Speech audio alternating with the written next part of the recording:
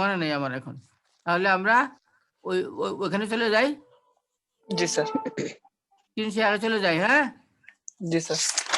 আচ্ছা, তোমরা মোট কতজন, দুই সেকশনে কতজন? 167 জন। 167। জি স্যার। আচ্ছা ঠিক আছে।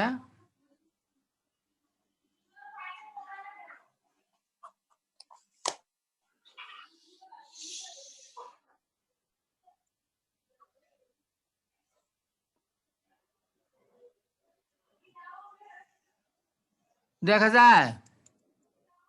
জি স্যার। আচ্ছা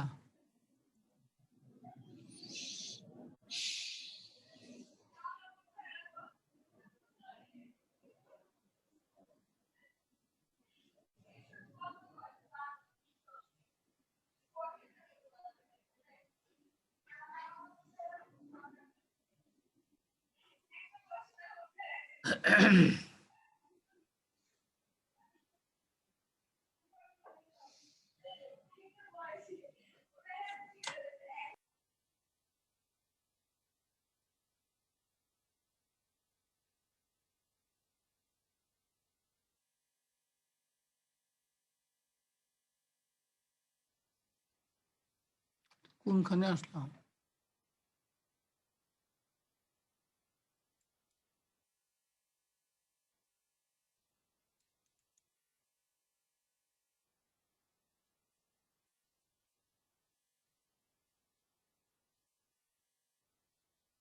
হ্যাঁ তাহলে আমরা শুরু করি। হ্যাঁ, ফেনোটাইপিক ভেরিয়েশন।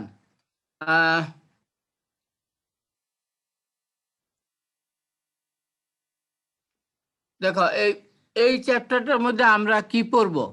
আমরা পড়ব যে ইকোনমিক ইম্পর্টেন্সের যে সমস্ত ট্রেডের ইকোনমিক ইম্পর্টেন্স আছে সেগুলোকে আমরা বলি কোয়ান্টিটেটিভ ট্রেড, ইকোনমিক ট্রেড, অথবা বলি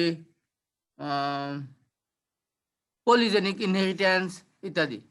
values and means, discrete and continuous variation, normal distribution, components of phenotypic and genetic variation, genotype environment interaction এবং average effect of gene, এই জিনিসগুলো আমরা এখান থেকে পড়ব। আচ্ছা প্রথমে দেখো ফেনোটাইপিক ভেরিয়েশন কাকে বলে। তোমাদের ক্লাসে 167 জন ছাত্রছাত্রী, তাই না? হ্যাঁ, রেসপন্ড করো। জি স্যার। আচ্ছা, এদের সবার যদি বডি ওয়েট মাপি তাহলে এক হবে, সমান হবে? না স্যার। 167 জনের জন্য 167টা ফিগার পাবো, তাই না? এক একজনের ওজন এক এক রকম, যদিও তোমাদের বয়স প্রায় একই। এইটার নামই হচ্ছে ভেরিয়েশন। বুঝতে পারছো? জি স্যার। জি স্যার। এখন আমরা যদি আমাদের বিএইউ ডেয়ারি ফার্মে যাই, তাহলে আজকে সকালে যে সমস্ত গাভীগুলি দোহন করেছে সবার দুধ কি সমান? না স্যার। এইটাই হলো ভেরিয়েশন। বুঝতে পারছো? বায়োলজিক্যাল ওয়ার্ল্ডে সব জায়গায় ভেরিয়েশন আছে, আর ভেরিয়েশন নিয়েই অ্যানিমেল ব্রিডাররা কাজ করে। যদি ভেরিয়েশন না থাকতো তাহলে ব্রিডারদের কাজ করার কোনো স্কোপ থাকতো না, এই কোর্সও হয়তো পড়তে হইতো না, আমারও ক্লাস নিতে হইতো না। বুঝতে পারছো? আচ্ছা হ্যাঁ, এখন এই যে ফেনোটাইপিক ভেরিয়েশন, এইটাকে মাপে স্ট্যাটিস্টিক্যাল ভেরিয়েন্স দিয়ে। স্ট্যাটিস্টিক যে পড়ছো ওই সময় ভেরিয়েন্স একটা টার্ম পড়ো নাই? Mean, median, mode, variance, coefficient of variation পড়ছো এগুলো? জি স্যার। হ্যাঁ, ভেরিয়েশন মেজার করার statistic, not sticks, variation measure করার প্যারামিটার বা স্ট্যাটিস্টিক হচ্ছে ভেরিয়েন্স, যেটা তোমরা স্ট্যাটিস্টিক্সে পড়ছো। আচ্ছা, এখন কতগুলা ভেরিয়েন্স আছে, কতগুলা ভেরিয়েশন আছে যেটা অবজারভেবল। যেমন যেমন ডেইরি ফার্মের গরুগুলো যদি দেখি, এক একটা গরু এক এক রং, তাই না? রং, এইটাকে বলে অবজারভেবল, মানে আমরা অবজার্ভ করতে পারি কিন্তু সরাসরি মাপতে পারি না। পারি? না স্যার। হ্যাঁ, তাহলে এই ধরনের ভেরিয়েশনকে কি বলে? Observable variation. Observable variation. আচ্ছা, আরেক ধরনের ভেরিয়েশন আছে যেটা আমরা মেপে বের করতে পারি। যেমন ধরো মানুষের উচ্চতা, গ্রুপ অফ পিপুল, তাদের উচ্চতা মাপলাম, এটা মাপা যায়, এই জন্য এটাকে বলে মেজারেবল। আচ্ছা, ছাগলের বাচ্চা ওজন যদি মাপি আমি 100 ছাগলের ওজন, তাহলে এটাও একটা ভেরিয়েবল। এখানে এক একটা ছাগলের ওজন এক এক রকম হবে এবং এটা হলো মেজারেবল। তাইলে ভেরিয়েশন অবজারভেবলও হতে পারে, মেজারেবলও হতে পারে, তাই না? তাইলে ফেনোটাইপিক ভেরিয়েশন কাকে বলে? যে phenotypic variation refers to the observable or measurable differences among individuals. অর্থাৎ ভেরিয়েশন কি একটার মধ্যে খুঁজি আমরা নাকি পপুলেশনের মধ্যে? বলো তো, স্যাম্পলের মধ্যে? Sample sir. রাইট, স্যাম্পল বা পপুলেশনে আমরা ভেরিয়েশন খুঁজবো, একটা ইন্ডিভিজুয়ালের মধ্যে ভেরিয়েশন পাবো না কিন্তু। আচ্ছা, ফর এ পার্টিকুলার ট্রেড, কোনো একটা নির্দিষ্ট ট্রেটের জন্য ভেরিয়েশন, যেমন ধরো milk yield, today's milk yield, বা ধরো বডি ওয়েট অফ টুডে, বা তোমাদের পরীক্ষার মার্কস, এটাও কিন্তু একটা ভেরিয়েশন, কারণ এক একজন ছাত্র এক একটা নাম্বার পাইছে। এটা একটা নির্দিষ্ট ট্রেটের জন্য আমরা ভেরিয়েশনটা মেজার করি, হয় ইট ইজ অবজারভেবল হবে, না হয় মেজারেবল হবে। আচ্ছা, পরে বলছে যে অ্যানিম্যাল ব্রিডারদের জন্য এটা হলো র ম্যাটেরিয়াল, কাঁচামাল। কাঁচামাল বুঝো? হ্যাঁ, কাঁচামাল দিয়ে পাকা মাল বানায়, তাই না? যেমন চামড়া দিয়ে জুতা তৈরি করে, জুতাটা পাকা মাল, চামড়া হচ্ছে কাঁচামাল। তো অ্যানিম্যাল ব্রিডারদের কাজ করতে গেলে এই ভেরিয়েশনটা প্রয়োজন হয়, এই জন্যই বলে ভেরিয়েশন ইজ দি র material for animal breeders, not only animal, plant breeders also. Variation is the raw material, kachamal of the breeders. যদি ইন্ডিভিজুয়াল টু ইন্ডিভিজুয়াল ভেরিয়েশন না থাকতো তাহলে আমরা অ্যানিমেল সিলেক্ট করতে পারতাম না, অ্যানিমেল কাল করতে পারতাম না, এই কোর্সের দরকার হইতো না, রুহুল আমিনের চাকরিও থাকতো না। বুঝতে পারছো? হ্যাঁ স্যার। আচ্ছা, এখানে বাম দিকে দেখো গরু দেখা যায়, সবগুলি গরু কি একরকম? না স্যার। হ্যাঁ, এখানে অনেক ধরনের ভেরিয়েশন আছে, অবজারভেবল ভেরিয়েশন। না স্যার। হ্যাঁ হ্যাঁ, অবজারভেবল ভেরিয়েশন আছে, মেজারেবল ভেরিয়েশন আছে। কেমন? মনে করো আমি সিংহের কথা ধরি, সিং প্যাটার্ন, হর্ন প্যাটার্ন, এক একটা গরুর হর্ন প্যাটার্ন এক এক রকম, এটা হলো অবজারভেবল। আর যদি ওজন মাপি এটা হবে মেজারেবল। আচ্ছা, ডান দিকে কুকুর দেখো, কত রকমের কুকুর দেখতে পাচ্ছ? হ্যাঁ স্যার। এগুলোই হলো ফেনোটাইপিক ভেরিয়েশন। কেমন? আচ্ছা, কি দেখতে পাচ্ছ? দুইটা গরু, একটা হলো ডেইরি ক্যাটল আর একটা বিফ ক্যাটল। আচ্ছা, দুইটাই তো গরু, তাই না?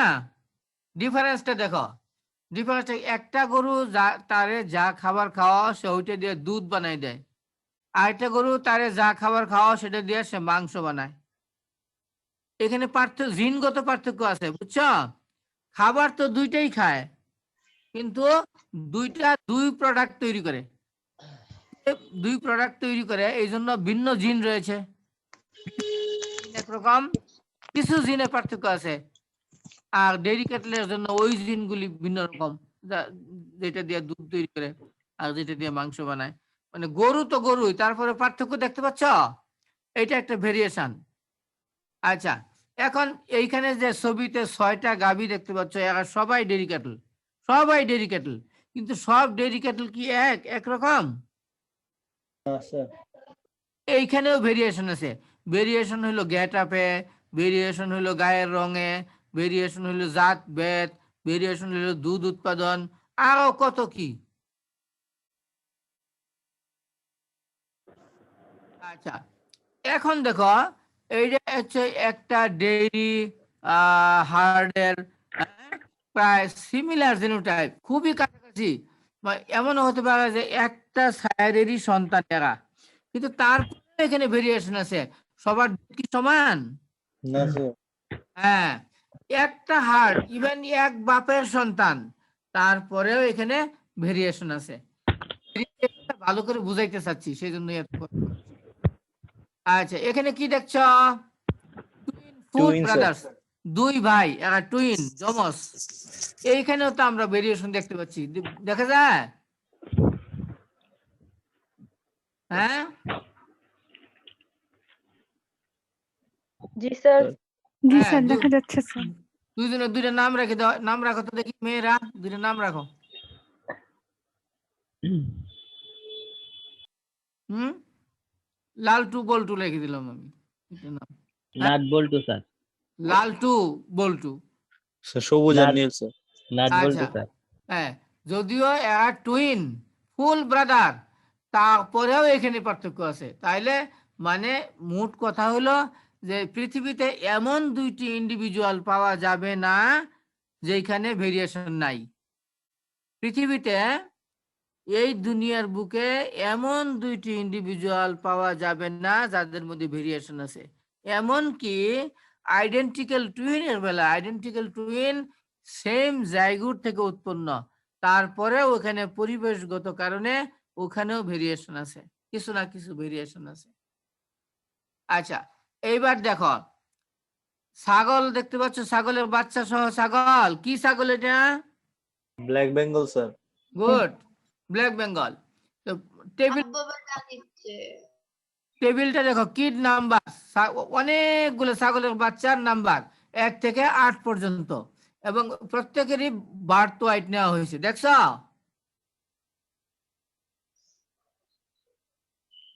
জি স্যার। এই সব বার্থ ওয়াইট কি এক? না স্যার। হ্যাঁ, তুমি যেখানে কোনো জায়গায় যাও, যে ছাগলের বাচ্চার বার্থ ওয়াইট মাপো, দেখবে এক একটা এক এক রকম, মানে একটা রেঞ্জের মধ্যে কম বেশি আছে। হ্যাঁ, এরকম, এইটাই ভেরিয়েশন। আচ্ছা, এখন প্রশ্ন হলো যে ভেরিয়েশন কেন হয়? কেন এই ভেরিয়েশন, কেন এক নয়? ভেরিয়েশন কেন হয়? সবাই কেন এক নয়? এই প্রশ্নটা আসছে, তাই না? আচ্ছা, উপরে একটা উপরে একটা সার্কেলের মতো দেখতে পাচ্ছ? জি স্যার। হ্যাঁ, অর্থাৎ যে কোনো বৈশিষ্ট্যের জন্য, যে কোনো ট্রেটের এক্সপ্রেশনের জন্য জিন এবং এনভায়রনমেন্ট, এই দুইটা জিনিস কাজ করে। কে কাজ করে? জিন এবং এনভায়রনমেন্ট। এনভায়রনমেন্ট বলতে কি বুঝো? জিন বুঝলাম, জিন সবাই চিনো। এনভায়রনমেন্ট বলতে কি বুঝায়? চারপাশের অবস্থা স্যার। টেম্পারেচার, হ্যাঁ, নিউট্রিশন, গুড, হাউজিং, সব স্যানিটেশন, অবস্থা, temperature, environment interaction.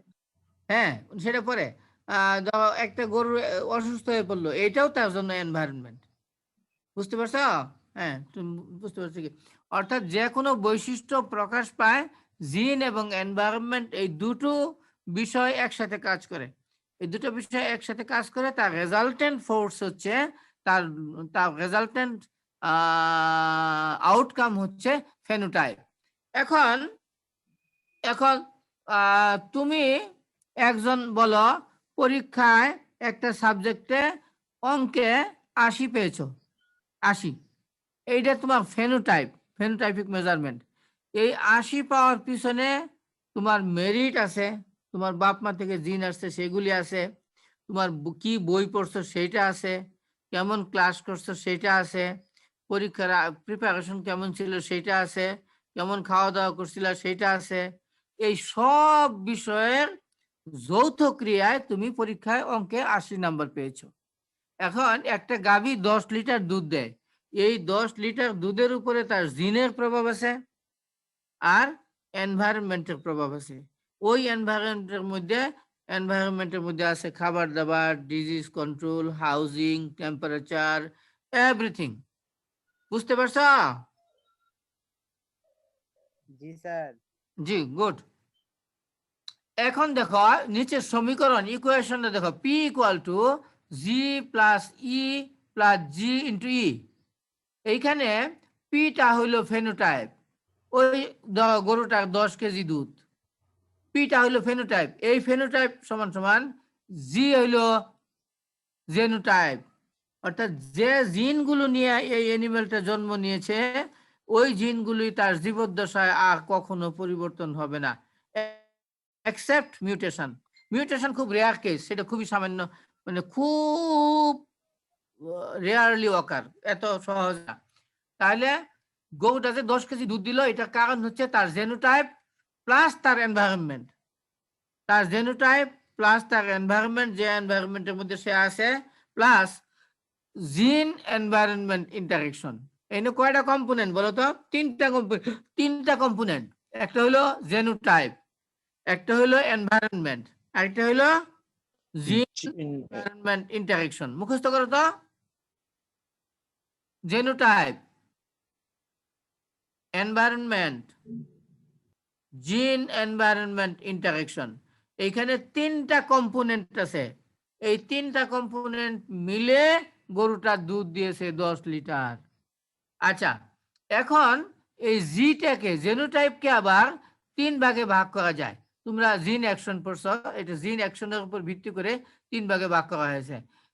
A plus D plus I, এই তিনটা মিলে জি।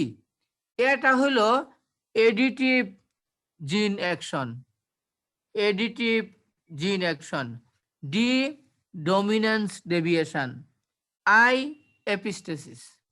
তারপর থাকলো এই ই প্লাস এই জিটাকে ওই A plus D plus I দিলাম, আর ইটা ই রয়ে গেল। বুঝতে পারছো কি?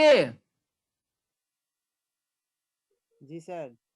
হ্যাঁ, এখন এই জিনিসটাকে আসলে ব্রিডিং এর ভাষায় বা স্ট্যাটিস্টিক্স এর ভাষায় আমরা এইভাবে লিখি, নিচের সবার নিচের লাইন, সিগমা স্কয়ার মানে ভেরিয়েন্স বা variation, sigma square P means variation due to phenotype বা phenotypic variation. Sigma square P equal to sigma square, বলো, হ্যাঁ বলো। genotypic variation আর sigma square e হলো variation due to environment, আর sigma square g into e হলো variation due to genetic and environmental interaction. Good, হ্যাঁ, জিন environment interaction. ওকে, ঠিক আছে, পারছো সুন্দর করে। এই জিনিসটাই এখানে লেখা আছে, স্লাইডটা দেখো, VP equal to VG plus VE plus VGE, এইভাবেও লেখা হয়, বিভিন্নভাবে লেখা যায়।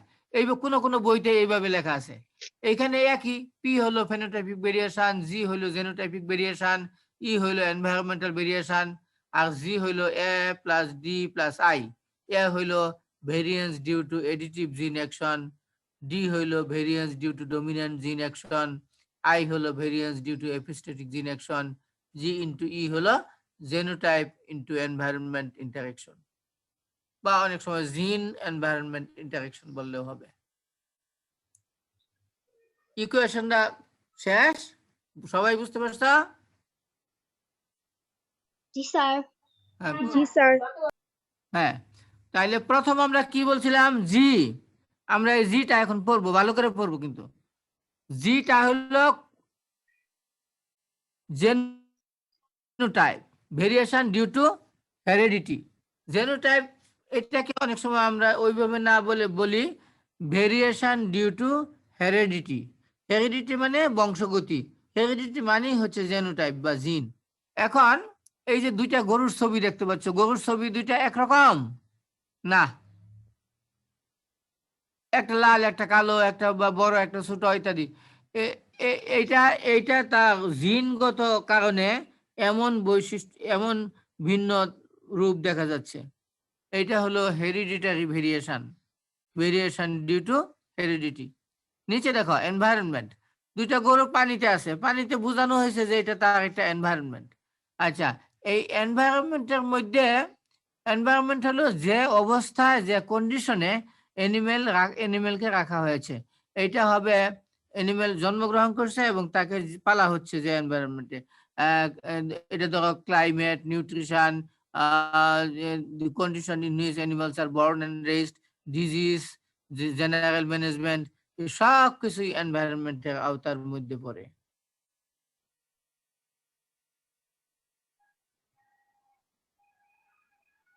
এখন আমরা আরো বোঝার চেষ্টা করি যে প্রথমে জিটা ভেরিয়েশন ডিউ টু জেনোটাইপ বা variation due to heredity, not heredity, heredity বানান দেখো। একটা একটা অ্যানিমেলের জীবন কখন শুরু হয় বলো তো, কখন শুরু হয়? জাইগোট থেকে স্যার। ফর্মেশনের মাধ্যমে। যখন ফার্টিলাইজেশন হয়, মেল এবং ফিমেল গ্যামেট একত্রিত হয়ে জাইগোট তৈরি হয়, মেল গ্যামেট এবং ফিমেল গ্যামেট একত্রিত হয়ে জাইগোট তৈরি হয়, তখনই জীবনের যাত্রা শুরু হয়। যদিও তার ইতিহাস আমরা জানি না, আমার জন্ম কিভাবে হয়েছে, মানে আমি ফার্টিলাইজেশনের পরে এই পর্যন্ত কিভাবে আসছি, সবটুকু কি আমার জানা আছে? জানা নাই। হ্যাঁ, তাহলে যদিও জানি না, কিন্তু জীবন যাত্রা শুরু করেছে ফার্টিলাইজেশন থেকে। Genotype of N individual is fixed at conception, ওইটা কনসেপশনটাই ফার্টিলাইজেশন। ওইখানে ফিক্স হয়ে গেছে, ভাগ্য বরণ করেছে একটা ইন্ডিভিজুয়াল, যে জিন নিয়ে তাকে এই সারা জীবনের ভ্রমণ পথ পরিক্রমা শেষ করতে হবে, এই জিনগুলি তার বাপ থেকে এবং মা থেকে পেয়েছে। এইখানে ইন্ডিভিজুয়ালের কিছুই করার নাই, তা এটাই তার ভাগ্য, যে ভাগ্য তাকে বরণ করতে হয়েছে নিজের অজান্তেই, যে জিনগুলি সে পেয়েছে বাপ মা থেকে। শুধুমাত্র মিউটেশন হইলে এর মধ্যে পরিবর্তন হতে পারে, কিন্তু সেটা খুবই সামান্য, সেটা নেগলিজিবল, সেটা আলোচনার মধ্যে আসে না। তাহলে একটা অ্যানিমেল তার ফার্টিলাইজেশনের সময় বা কনসেপশনের সময় যে জিনগুলি পেয়েছে, এইগুলি নিয়েই তাকে সারা জীবন ভর কাটাতে হবে, ভালো হোক বা মন্দ হোক।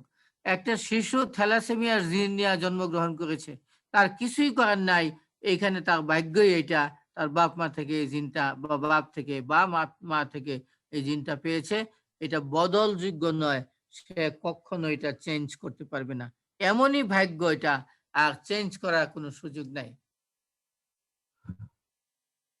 কাজে পিতা এবং মাতা থেকে যে জিন পেয়েছে ফার্টিলাইজেশনের সময়, এইটাই তার জীবনের উপাদান, এটা অপরিবর্তনীয় উপাদান, কোনো অবস্থাতে এটা বিক্রি করা যাবে না, চেঞ্জ করা যাবে না, বদলানো যাবে না, এর প্রতি রাগও করা যাবে না। হ্যাঁ, আচ্ছা। এখন একটা ইন্ডিভিজুয়াল এবং তার প্যারেন্টস, তার বাপ মা হাজার হাজার জিন লইয়া গঠিত। এখন কোন ইন্ডিভিজুয়ালের কয়টা জিন আছে সেটা এক্সাক্ট নাম্বার, সব এক্সাক্ট নাম্বার জানা নাই, মানুষ সেটা নির্ণয় করতে পারে না এখনো। বলা হয় যে no two individuals are truly alike, এই ধরনের বুকে কোনো দুইটা ইন্ডিভিজুয়াল নাই যা একেবারে হুবহু এক। এই ধরনের উপরে এমন ধরনের দুইটি ইন্ডিভিজুয়াল নাই যে দুইটি ইন্ডিভিজুয়াল হুবহু একই রকম। No two individuals are truly alike. যে কোনো দুইটা ইন্ডিভিজুয়াল বা যে কোনো দুইটা অ্যানিম্যাল, হ্যাঁ, তাদের মধ্যে ডিফারেন্স থাকবে, জেনেটিক মেকআপে ডিফারেন্স থাকবে, শুধুমাত্র আইডেন্টিক্যাল টুইন ছাড়া।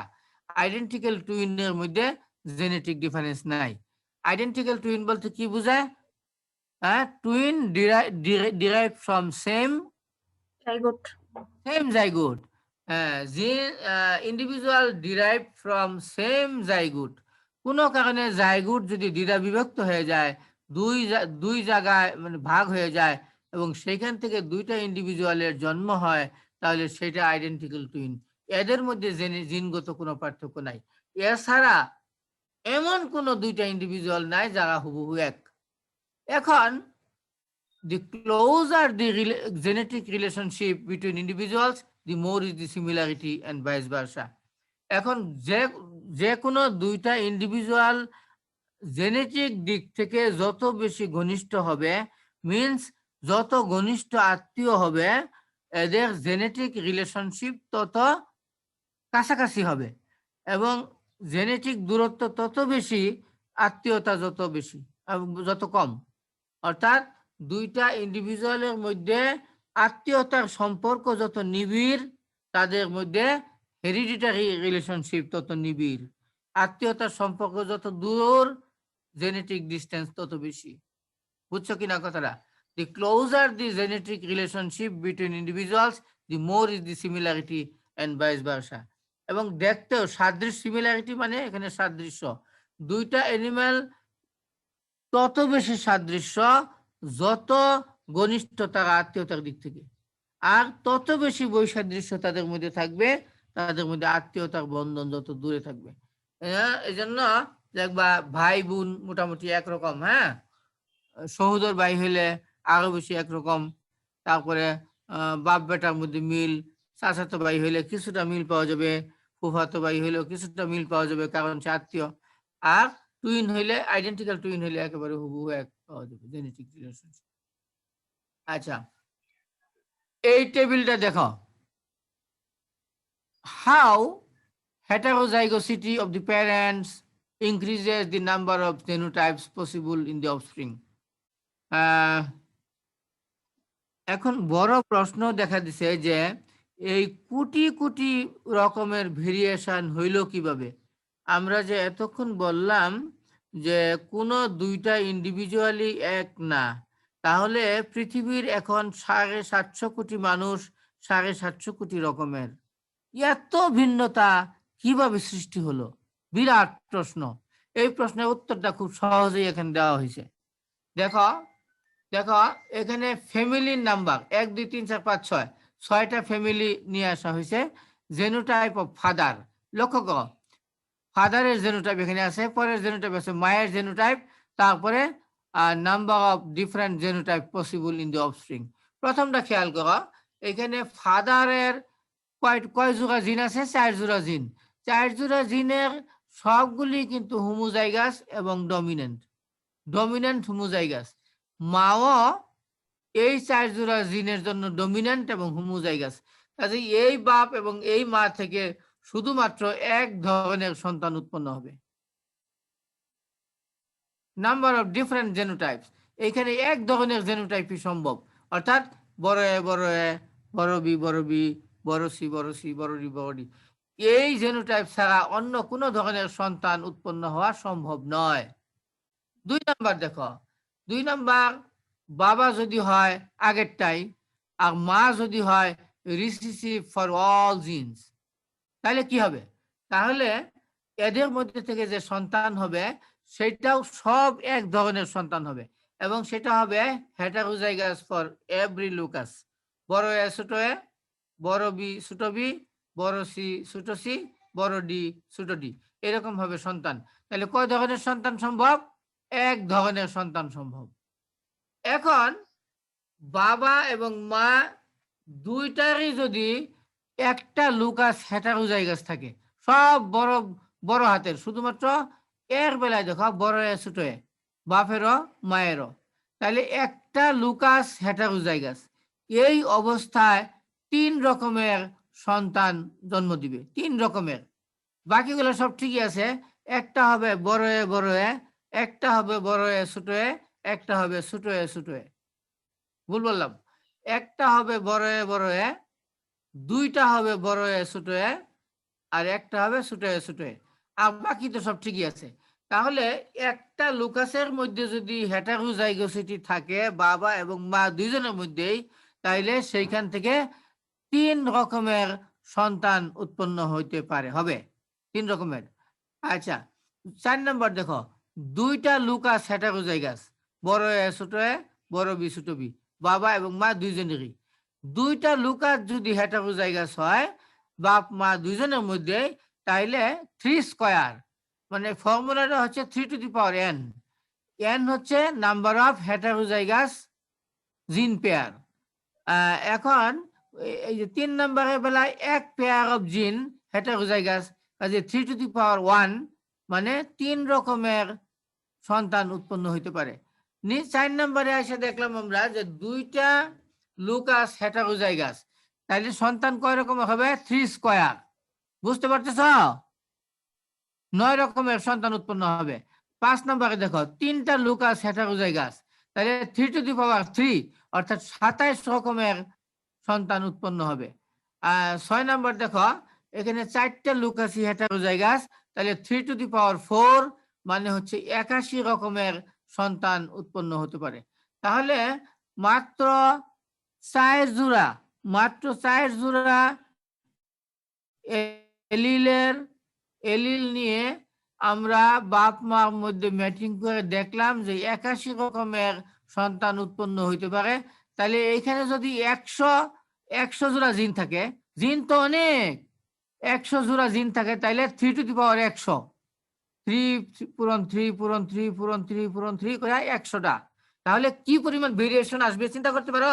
স্যার এইখানে তো প্যারেন্টস এরও দুইটা হেটারোজাইগাস বা মানে দুইজনেরই সেম নাম্বারে থাকতেছে, যেমন হ্যাঁ বাপেরও দুইটার মধ্যে আছে হেটারোজাইগাস আছে, মায়েরও দুইটার মধ্যে আছে, বা বাপের একটার মধ্যে থাকলে মায়েরও হলো একটার মধ্যে আছে। এমন যদি হয় যে বাপের একটার মধ্যে হেটারোজাইগাস আছে আর মায়ের দুইটার মধ্যে হেটারোজাইগাস আছে, সেই ক্ষেত্রে কি থাকবেই।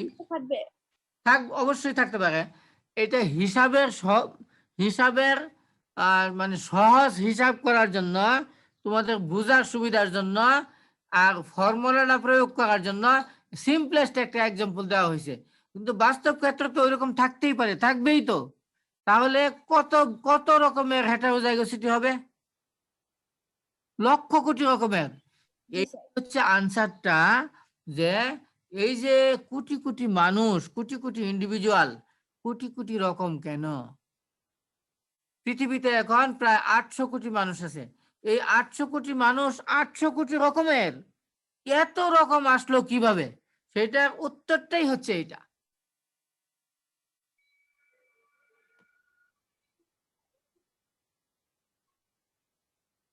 আর সব যদি হোমোজাইগাস পেয়ার হয় তাহলে তো কোনো ভেরিয়েশন আসবে না, আর প্র্যাকটিক্যালি এমনটি তো সম্ভব না। আচ্ছা, এখন দেখো আমরা হেরিডিটির কথাটা শেষ করলাম। 2 নম্বরে কি ছিল? এনভায়রনমেন্ট।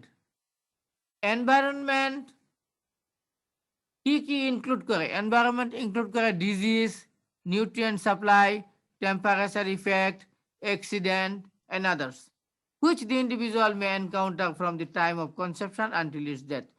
কনসেপশন থেকে শুরু করে মৃত্যু পর্যন্ত একটা অ্যানিমেল যে পরিস্থিতির মুখোমুখি হয়, এনকাউন্টার করে, সেই সবই এনভায়রনমেন্টের আওতাভুক্ত। তো আমরা জেনেটিক্স এর লোক, আমরা ব্রিডিং এর লোক, আমরা কেন এনভায়রনমেন্ট পড়তেছি? কারণ পরীক্ষা আসতে পারে কিন্তু, why environment is so important for animal breeders. Animal ব্রিডারদের জন্য এনভায়রনমেন্ট কেন গুরুত্বপূর্ণ? 4টা কারণে এনভায়রনমেন্ট আমাদের কাছে গুরুত্ব বহন করে। 1 number, they are not transmitted from parents to offspring. এনভায়রনমেন্টের জন্য যেটুকু ভেরিয়েশন হয়, এইটা কখনো পিতা মাতা থেকে সন্তান সন্ততিতে আসে না, বর্তায় না, ট্রান্সমিট করে না। এই জন্য আমাদের জানতে হবে যে কোনটা ট্রান্সমিট করে আর কোনটা করে না। এনভায়রনমেন্টের জন্য যেটুকু ভেরিয়েশন, এনভায়রনমেন্টের যেটুকু ভালো বা মন্দ, এটা কখনো বাপ মা থেকে সন্তান সন্ততির মধ্যে আসে না। এই জন্য আমাদের কাছে important. 2, they overshadow variation due to heredity. হ্যাঁ, জিনগত কারণে যে ভেরিয়েশনটা হয়, এইটাকে অনেক সময় এনভায়রনমেন্ট ঢেকে ফেলে। মানে একটা ভালো জেনোটাইপের গরু খাইতে দিলাম না, না খাওয়ানোর কারণে দুধ কম দিল, শুকায় গেল, গ্রোথ হলো না, মানে হেরিডিটিকে ঢেকে ফেললো, হেরিডিটিকে আড়াল করে ফেললো, হেরিডিটিকে প্রকাশ হইতে দিল না। এটাকে বলে ওভারশ্যাডো, দেয় ওভারশ্যাডো ভেরিয়েশন ডিউ টু হেরিডিটি। তাহলে জিনের যে ক্রিয়া সেটাকে সে আড়াল করে ফেললো। সি দেখো, the proper environment is necessary for an individual to reach its genetic potential. একটা অ্যানিমেলকে তার পূর্ণ জেনেটিক পটেনশিয়াল প্রকাশ করার জন্য তাকে যথোপযুক্ত এনভায়রনমেন্ট প্রোভাইড করতে হবে। আমরা কথায় কথায় বলি আমাদের দেশি গরু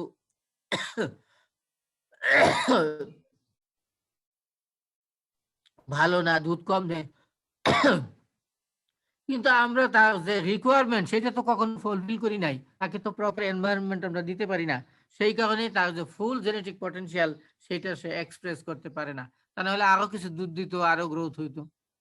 4 নম্বর দেখো, যদি আমরা কোনো একটা পার্টিকুলার এনিমেল থেকে তার এনিমেলকে ইমপ্রুভ করতে চাই, তার বৈশিষ্ট্যের উন্নতি ঘটাতে চাই, তাহলে অবশ্যই তাকে প্রপার এনভায়রনমেন্ট প্রোভাইড করতে হবে। এই 4টা কারণেই এনভায়রনমেন্ট আমাদের কাছে অতি গুরুত্বপূর্ণ, আমাদের কাছে মানে ব্রিডারদের কাছে। 1 মিনিট আমি একটু পানি খেয়ে নিই।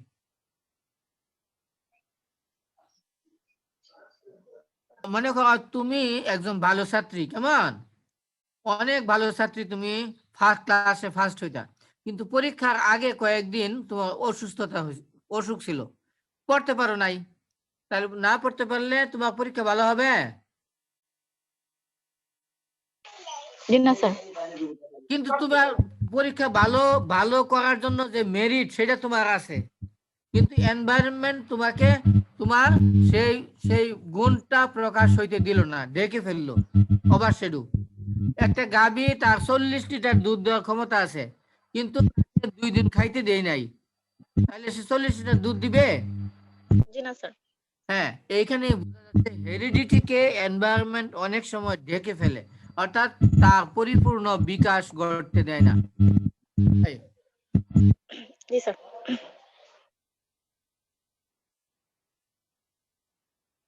আচ্ছা, তাহলে 1 নাম্বার হেরিডিটি শেষ, জি শেষ, তারপর 2 নাম্বার এনভায়রনমেন্ট শেষ, থাকলো 3 নাম্বার। 3 নাম্বার মধ্যে কি আছে? Genotype environment interaction, genotype environment interaction আছে। আচ্ছা, এটা জি ইন্টু ই দিয়া আমরা প্রকাশ করি, এটা বুঝতে চেষ্টা করো। অর্থাৎ 2টা ভালো মানের গাবি, একই জেনোটাইপের 2টা গাবি 2টা ভিন্ন এনভায়রনমেন্টে রাখা হইলো, সমান দুধ দিবে? না স্যার, কখনো না স্যার। দিবে কখনো না। না, কারণ যদিও তার তার জেনোটাইপ এক, কিন্তু এনভায়রনমেন্ট যে ভিন্ন। হ্যাঁ, এখানে এখানে 3 নাম্বার কম্পোনেন্টটা হচ্ছে জেনোটাইপ এনভায়রনমেন্ট ইন্টারেকশন। হ্যাঁ, হেরিডিটি এবং এনভায়রনমেন্ট ছাড়াও এই 2টার যৌথ ক্রিয়া আছে, সমন্বিত একটা ক্রিয়া আছে, এই সমন্বিত ক্রিয়াটা হলো 3 নাম্বার ফ্যাক্টর। আচ্ছা, animals of certain genotype may perform more satisfactorily in one environment than in another. বলছে যে কোন নির্দিষ্ট জেনোটাইপের অ্যানিমাল একটা ভালো পরিবেশে একরকম পারফরমেন্স দেয়, তাকেই যদি সরাইয়া অন্য পরিবেশে নেওয়া হয় তাহলে আরেক রকম পারফরমেন্স দেয়। এখন বুঝছো? অন্য ভাষায়, one environment permits the expression of the genetic character in one breed or strain while another does not. অন্য ভাষায় বলতে গেলে কোনো একটা নির্দিষ্ট এনভায়রনমেন্ট কোনো একটা নির্দিষ্ট জেনোটাইপের অ্যানিমেলকে তার পরিপূর্ণ সক্ষমতা প্রকাশ করতে সুযোগ করে দেয়, আর অন্য এনভায়রনমেন্ট সেটা দেয় না। এইখানে এই গ্রাফটা দেখলেই বুঝতে পারবে, 2 genotypes in 2 different environment। এইখানে এ আর বি 2টা জেনোটাইপ, কয়টা জেনোটাইপ? 2টা। হ্যাঁ, একটা বোঝানো হয়েছে লাল দিয়া আর একটা ব্লু দিয়া, ব্লু। আচ্ছা, আর এই যে মাঝখানে একটা রেখা, এটার বাম পাশে হলো এনভায়রনমেন্ট 1, ডান পাশে হলো এনভায়রনমেন্ট 2। বুঝতে পারছো?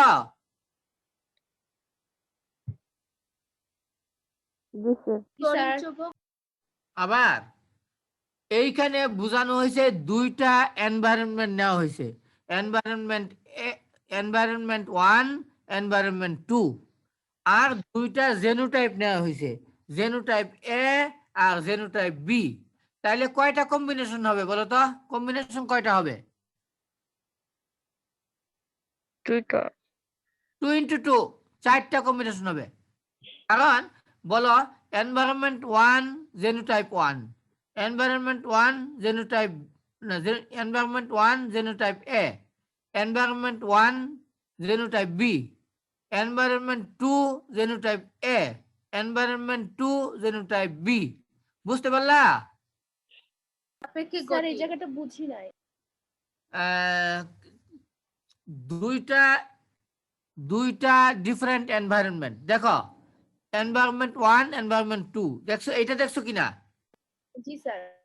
আচ্ছা, আর দুইটা ভিন্ন জেনোটাইপ, একটা জেনোটাইপ এ আর একটা জেনোটাইপ বি। জি স্যার। আচ্ছা, এখন দেখো, জেনোটাইপ এ কে যখন এনভায়রনমেন্ট 1 এ রাখা হইলো, জেনোটাইপ এ কে এনভায়রনমেন্ট 1 এ রাখা হইলো, তখন তার পারফরমেন্স কম। দেখো, যখন এই এ কে সরিয়ে এনভায়রনমেন্ট 2 এ নেওয়া হইলো, তখন তার পারফরমেন্স ভালো হয়ে গেল, বেশি বেশি হইলো। দেখো, ঠিক আছে কিনা বাবা? জি স্যার। আবার দেখো, জেনোটাইপ বি, জেনোটাইপ বি কে যখন এনভায়রনমেন্ট 1 এ রাখা হইলো, তখন তার পারফরমেন্স অনেক ভালো। যখন তাকে তাকে শিফট করে এনভায়রনমেন্ট 2 এ নেওয়া হইলো, তখন তার পারফরমেন্স কমে গেল। জি স্যার। একই একই জেনোটাইপ দুইটা ভিন্ন এনভায়রনমেন্টে দুই রকম আচরণ করলো। জি স্যার। এখানে কয়টা কম্বিনেশন বলো তো? কম্বিনেশন কয়টা? 4টা। 4টে কম্বিনেশন। 2 into 2 মানে বলো তো দেখি, environment 1 genotype A, environment 1 genotype B, পরে environment 2 Genotype A, environment environment 2 genotype B. Genotype B. Good. তোমাদের পারমুটেশন কম্বিনেশন স্ট্যাটিস্টিক্স বেশি বুঝতে হবে, তাইলে এই কথাগুলো বুঝতে পারবা। তাহলে দেখো আমরা কি বুঝলাম এটা থেকে, যে যে একটা ইন্ডিভিজুয়াল একটা পরিবেশে ভালো করতে পারে, আবার অন্য পরিবেশে এই ইন্ডিভিজুয়ালটাই ভালো নাও করতে পারে। আবার একটা ইন্ডিভিজুয়াল একটা পরিবেশে খারাপ করতে পারে, তাকে যদি সরিয়ে আরেকটা এনভায়রনমেন্টে রাখা যায়, সেখানে সে ভালো করতে পারে। এতে বোঝা গেল যে জিন এবং এনভায়রনমেন্ট দুটার যৌথ ক্রিয়া, সমন্বিত ক্রিয়ায় এনিম্যাল পারফর্ম করে। এখানে এ, আবার বলছি, এ এনভায়রনমেন্ট 1 এ ভালো করতে পারে নাই, এই একে যদি এনভায়রনমেন্ট 2 দেওয়া হয়, তাহলে সে ভালো পারফর্ম করে। এখন ধরো হলস্টেইন ফ্রিজিয়ান গরু, হলস্টেইন ফ্রিজিয়ান অরিজিন কোথায়? Origin Australia. দূর মিয়া, ফেল ফেল। হল্যান্ড আর ফ্রিসল্যান্ডের দুটো। নেদারল্যান্ডকেই বলে হল্যান্ড। সবাই মুখস্থ করো, হলস্টেইন ফ্রিজিয়ানের অরিজিন হচ্ছে নেদারল্যান্ড, নাম হইলো হল্যান্ড। হ্যাঁ, আর জনসাধারণ যে লেখাপড়া জানে না, সে বলে কি অস্ট্রেলিয়ান গরু। আর তোমরা যদি সেইটাই বলো তাহলে হবে? তবে হলস্টেইন ফ্রিজিয়ান পৃথিবীর সব দেশেই আছে। এই জাতটা ডেভেলপ করতে 200 বছর সময় লেগেছে, 200 ইয়ার্স সময় লাগছে এই পর্যন্ত নিয়ে আসতে তাকে। আচ্ছা, তো যাই হোক, আমরা এখানে এই জিনিসটা শিখলাম, জিন এনভায়রনমেন্ট ইন্টারেকশন। আচ্ছা, এইখানে আবার আরেকটা এক্সাম্পল দেখো। প্রথম কলামে আছে সায়ার নাম্বার, সারের নাম্বার, সার। 2 নম্বর কলামে মিসৌরি, আমেরিকার একটা প্রদেশ, স্টেট। এই যে আমেরিকা ইলেকশন হয়ে গেল, কে পাস করলো? Biden sir. Joe Biden. আচ্ছা, মিসৌরি হচ্ছে আমেরিকার একটা স্টেট, আর এরিজোনা হচ্ছে আমেরিকার আরেকটা স্টেট, এরিজোনা। এখন এই যে সায়ার গুলো দেখো, সায়ার, সার 122 নম্বর সায়ারের সিমেন্ট বীজ মিসৌরিতেও দেওয়া হয়েছে, এরিজোনায় দেওয়া হয়েছে। 123 নম্বর সায়ারের সিমেন্ট মিসৌরিতেও দেওয়া হয়েছে, এরিজোনায় দেওয়া হয়েছে। এই 6টা বুলের প্রত্যেকটারই সিমেন্ট এই 2টা স্টেটে দেওয়া হয়েছে।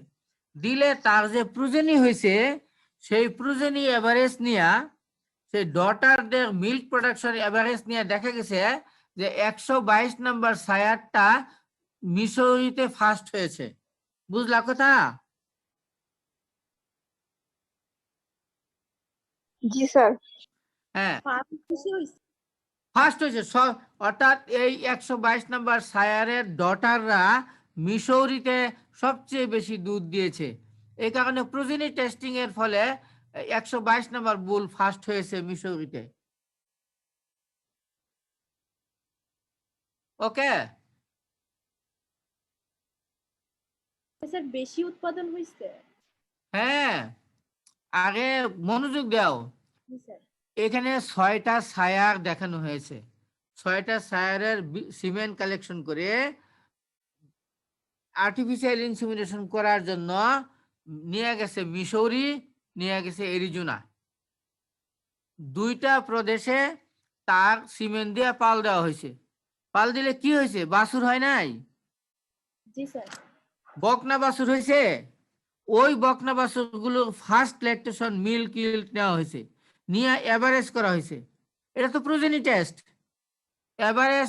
এভারেজ নিয়ে দেখা গেল যে 122 নাম্বার সায়ারের প্রোজেনিরা মিসৌরি স্টেটে এসে মিসৌরি স্টেটের সবচেয়ে বেশি দুধ দিছে, অর্থাৎ এর মিল্ক প্রোডাকশন হাইয়েস্ট। কিন্তু এই 122 নাম্বার বুলের এরিজোনার প্রোজেনিরা থার্ড হয়েছে।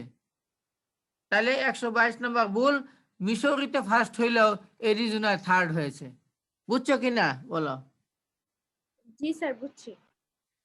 একইভাবে দেখো 376 নাম্বার সারটা, তার প্রোজেনিরা সবচেয়ে কম দুধ দিয়েছে মিসৌরিতে, কিন্তু তার প্রোজেনিরা এরিজোনায় সেকেন্ড হয়েছে। আরে মিয়া, তুমি ধরো যে তুমি যখন কলেজে পড়তা তখন খুব ভালো করছিলা, কলেজে একটা এনভায়রনমেন্টে ছিলা। যখন তুমি ইউনিভার্সিটিতে ভর্তি হইলা তখন বয়ফ্রেন্ড গার্লফ্রেন্ড, নদীর পাড়ে বসে বাদাম খাওয়া, তারপরে দুষ্টামি করা, ছবি তোলা, পড়াশোনা না করা, ইউনিভার্সিটি লাইফ ধ্বংস হয়ে গেছে, রেজাল্ট খারাপ হয়ে গেল। বুঝতে পারছো? জি স্যার। হ্যাঁ, তাহলে এই এক্সাম্পলটা খুব সুন্দর একটা এক্সাম্পল।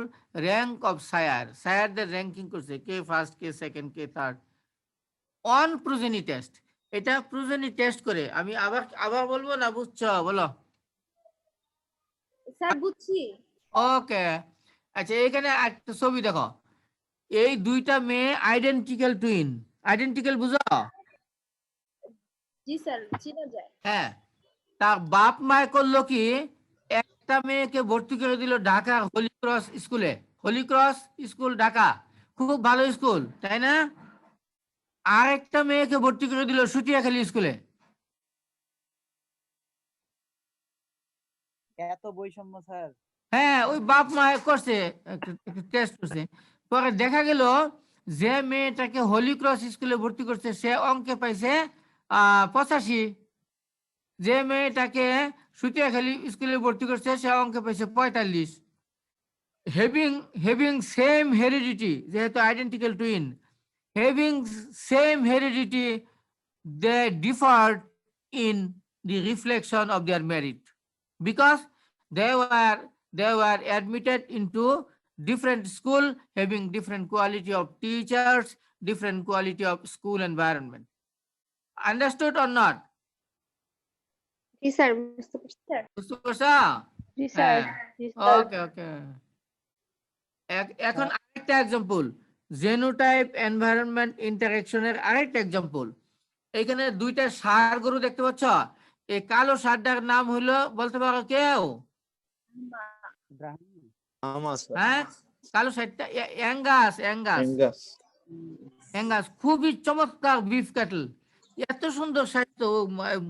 যারা গরু খায় তারা কাঁচা খাইতে ইচ্ছা করে তাদের, কেমন সুন্দর। হ্যাঁ, তো এই অ্যাঙ্গাস। আর ডান পাশে আছে এটাকে বলে ব্রাহ্মা।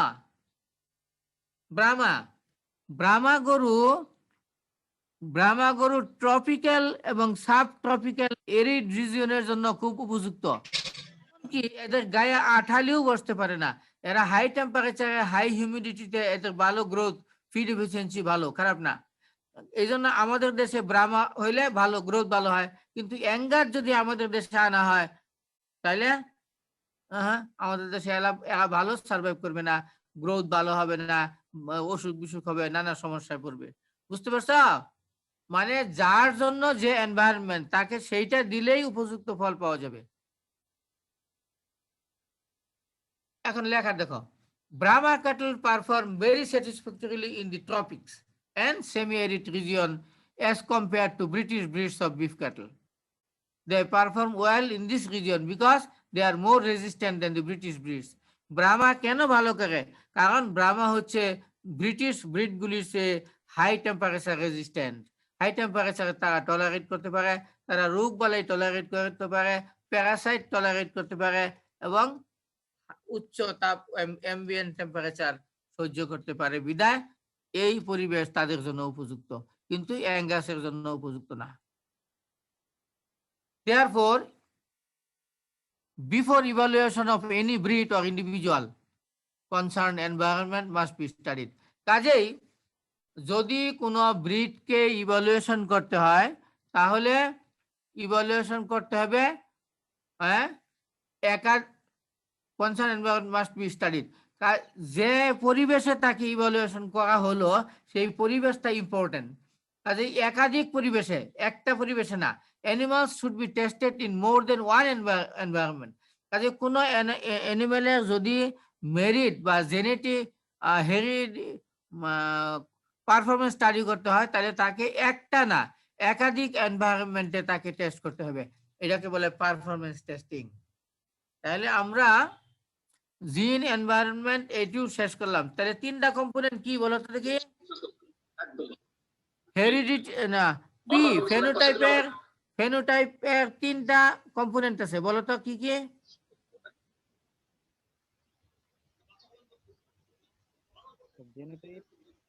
Gene environment interaction. হ্যাঁ, বা আমরা অন্য ভাষায় বলতে পারি heredity Heredity, environment. and genotype environment interaction। এগুলো পরীক্ষা আসেই, খুব ইম্পর্টেন্ট। আর ব্রিডিং এর একেবারে মূল মন্ত্র হলো এই আজকে যা পড়াইলাম, একেবারে মূল মন্ত্র ব্রিডিং এর। এইখানে দেখো বাম দিকে অ্যাঙ্গাস গরু, অ্যাঙ্গাস, আর ডান দিকে ব্রাহ্মা। কেমন? আমেরিকার ব্রাহ্মা, এটা আমেরিকার ট্রপিক্যাল রিজিয়ন আছে। কি সুন্দর স্বাস্থ্য দেখছো? কারণ তার জন্য ওই ব্রাহ্মার জন্য আমেরিকান ট্রপিক্যাল এনভায়রনমেন্ট ইজ মানে সুইটেবল। আর ইয়াঙ্গাস গরুগুলি দেখো বরফের মধ্যে ঘুরতেছে, কোনো অসুবিধা নাই, বরফে ঘাস খাইতেছে, বরফের উপর শুয়ে আছে, কোনো অসুবিধা নেই। কিন্তু ব্রাহ্মাকে বরফে দিলে সে ওখানে অসহ্য বোধ করবে, সে আরাম বোধ করবে না, মানে যার জন্য যে এনভায়রনমেন্ট। আজকে কয়টা বাজে? এই মুহূর্তে থাকবে? থাক স্যার, থাক আজকে। জি স্যার, থাকুক স্যার, থাকুক থাকুক। যথেষ্ট স্যার। জি স্যার। আচ্ছা আচ্ছা, ঠিক আছে, তাহলে থাকুক। পরের ক্লাস কবে হবে? আপনি বলে দেন হ্যাঁ? স্যার। মঙ্গলবারে আছে স্যার আপনার।